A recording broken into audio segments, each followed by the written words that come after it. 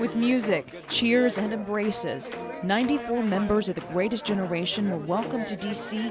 like the heroes they truly are. We are what we are today, because of them, and we can't forget that. 94 Mississippi veterans with 94 incredible stories to tell. There's Miriam Powers, the first female chief parachute rigger in the Navy, and Chester Yates, who was facing attacks from German submarines long before the U.S. entered the war. You didn't think of it. When you're young, you think you're indestructible. Each story is proof of why these veterans should be honored and respected, and the Mississippi Gulf Coast Honor Flight is doing just that. For one day, the veterans are flown to see the memorial built in their honor and to pay homage to those gone before. It's a wonderful dedication. And the tears come. Through the tour and procession of the World War II monument to the somber changing of the guards in Arlington.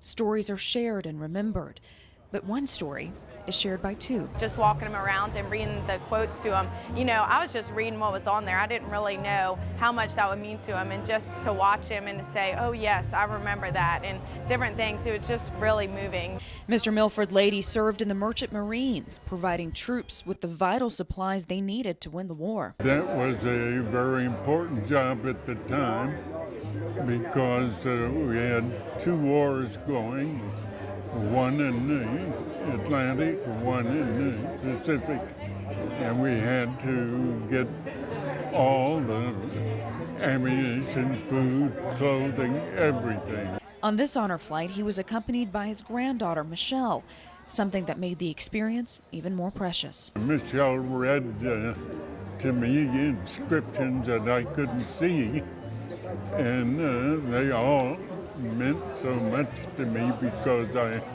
knew of some of the places. Well, one of the most wonderful things about this whole trip is that, I knew about his service and I knew certain things, but I got to understand, really what it was like to be in the service and what it was for him growing up. It's that understanding and appreciation that the Honor Flight hopes to show all veterans, with tours, letters, and a hero's homecoming. How lucky can I get? The organization hopes those acts of valor from long ago will never be forgotten. It's vitally important, especially for our young people, to know what these men and women did for our country. We've heard it today, what Congressman Palazzo and Senator Wicker both said, we're free today because of these people. For WLOX News, I'm Elizabeth Vowell.